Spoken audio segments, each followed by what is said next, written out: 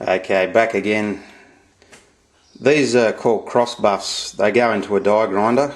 They're basically Scotch-Brite pads, similar to what you'd scrub your dishes with. They come in various grades or grits. In Australia, I had a very hard time finding anyone that knew what I was talking about, let alone what they were. I rang a company in Sydney called 3M Abrasives. I went through 3 or 4 people there before they put me onto a sales rep, and he finally knew what they were. He said he could order them for me, but he could only get me medium and fine grit, which worked out well for my aluminium head. But when they turned up, they actually had a bag from Standard Abrasives, which is an American company. So they've just ordered them from the States and then shipped them onto me at a higher cost. So if you Google Standard Abrasives in the US and get their details, I'm sure they could just mail them directly to you. What I did was start out with basically sandpaper by hand to take the roughest out of it, otherwise it'll eat through your crossbuffs pretty well. Once you've taken the most coarse bits off, I went to the medium grit, which is the orange coloured one. And then I don't know if you can see in the bag, there's some blue ones there. They're the finer ones, I believe. Or no, I've got that the other way around. Anyway, once I got down to that, when I did inside the ports, I made up this little mandrel on my lathe, and these are cotton buffs basically that go on things like Dremel tools. I just put a nut on the back, nut on the front, threaded obviously, and I used Autosol car polish. That brought the exhaust ports up to a mirror. I'll just have to put this down for a second so I can show you.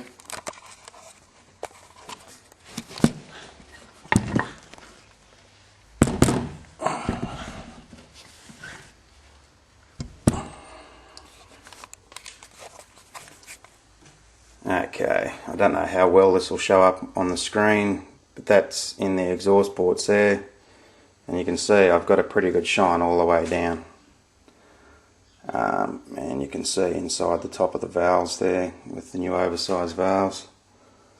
I know it's a little dark, I'll just try, I'll grab my light there.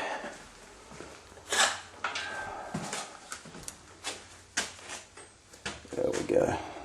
I suppose that's too bright, but there you go, that gives you an idea of the surface finish cable with crossbuffs. Now this is quite a lot of work. A lot of people tell me I wasted my time and all this, but I run a business repairing motorcycles as a mobile repairer, and I've done this mods to quite a few motorcycles, and it seems to make a fairly noticeable difference to throttle response. So people can say it does or doesn't work, but hey, if there's a chance it might give you a little bit more power, why not do it? Okay, I didn't greatly change the port shape. I don't know enough about flow characteristics to try and improve it, so I just smoothed out and improved what was already there. Same with the bowls, I didn't change the shape of the bowl any, just in case I ruined the flow, so I just smoothed out the rough areas that would have been about there and around the plugs. I CC'd the chambers because I was trying to get the compression ratio for each chamber exact. To do that, I used a piece of Perspex plate with a hole drilled in it. Methylated spirits as the fluid, and blue food dye just so you can see it, because it's near impossible when it's clear on a shiny background like that. Now when I did it, I actually used this thing here, which is called a burette. Can't really see it well there, but I'll just have to put the camera down so I don't break it.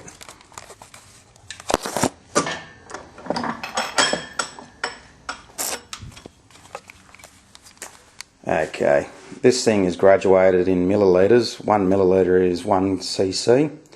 If you buy one of these from a chemist or wherever, get the one with a plastic tap like this one has. If you get the one with the glass tap, the glass ones have to be pulled apart regularly and lubricated. If you don't do that, as my father's found out with several of them, you go to turn the tap, they bind and it smashes. That gets pretty expensive, because this thing I think was about $70. Okay, so what you do is you, I'll just put that down.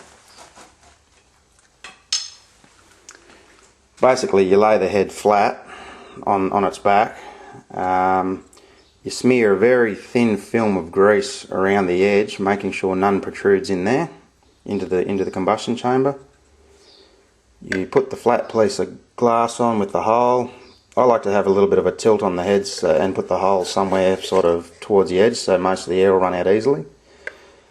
You fill the burette up to exactly 100 millilitres, and then you allow it to drip through the hole until it is full, level with the glass with no air bubbles. You then record the reading of how much fluid has dripped through and write that down. Once you've done that to all 4 cylinders, you can calculate the cc's and therefore what your compression ratio will be on each cylinder. Now I was pretty fortunate that through my polishing methods and everything, when I was finished, cylinders 1, 2 and 3 came out at exactly 57 cc's, which is a bloody fluke. Cylinder 4 came out at 57.2 or 3 or something, I think. I have it written down here somewhere. 57.7. Now when I calculated the compression ratios, that made cylinder 4, I think, somewhere around about 9.62 or something, and the rest of them were 9.7. So for the 0.08 of a compression point, I didn't think it worth grinding the other 3 cylinders because I don't think it'd be even noticeable. So that's pretty much it for this part. I'm just going to turn the head over and I'll talk about match porting.